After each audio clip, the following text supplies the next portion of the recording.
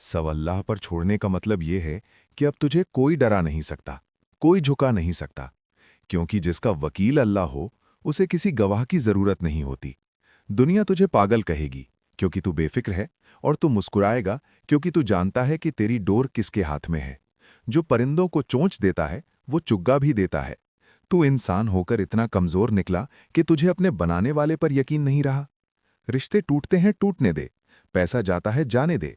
लोग छोड़ते हैं, छोड़ने दे। बस तू उसे मत छोड़ना, क्योंकि जब सब साथ छोड़ देंगे तब वही होगा जो कभी साथ नहीं छोड़ता। सब अल्लाह पर छोड़ दो। अब रोना बंद कर, अपनी आंखों के आंसू पोंछ और मुस्कुरा, क्योंकि जो तेरे हक में बेहतर है वो उसे तुझसे ज्यादा जानता है। हदीस कुदसी का वो हिस्सा फिर याद करो कि अगर तू राजी हो गया उस पर जो मेरी रजा है, तो मैं तुझे वो दे दूंगा जो तेरी रजा है। इंसान की सबसे बड़ी जीत अल्लाह की रजा में हार मान लेना है। जब तू हार गया तभी तू जीत गया। ए बंदे, तू फिक्र करना छोड़ दे, वो रिस्क देना नहीं छोड़ेगा। तू इबादत करना छोड़ दे, वो सांस देना नहीं छोड़ेगा। तू तौबा करना छोड़ दे, वो माफ करना नहीं छोड़ेगा। जब वो इतना मेहरबान है तो फिर डर कैसा? सब उस पर छोड़ दो।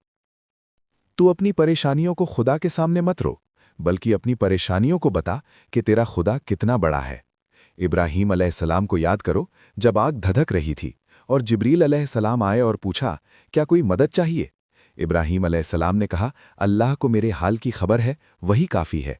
आग ठंडी हो गई, क्योंकि जब बंदा अल्लाह काफ़ी है कह देता है तो कायनात के कानून बदल जाते हैं।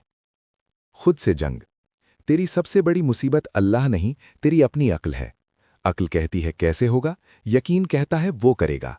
अक्ल को छोड़कर यकीन को सर का ताज बनाओ।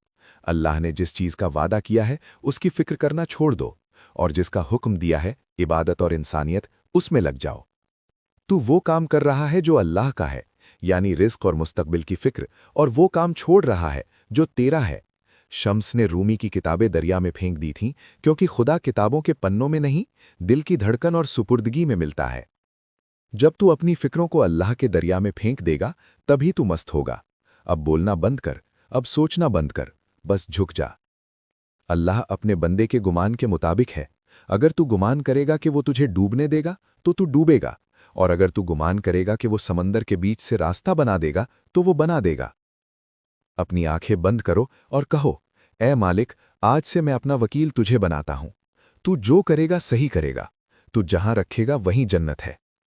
तू जो कहता है मैंने ये किया, मैं वो करूंगा, यही तेरी सबसे बड़ी नजासत है।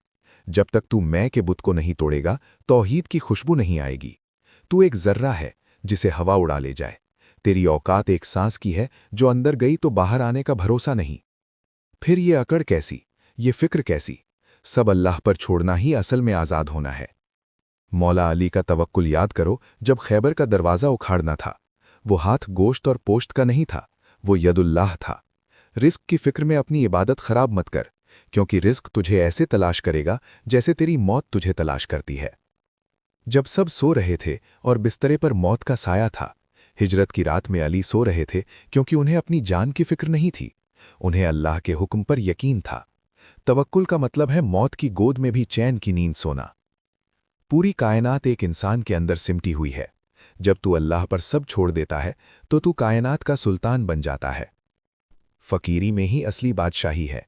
जब कतरा समंदर में गिरता है तो वो कतरा नहीं रहता, समंदर हो जाता है।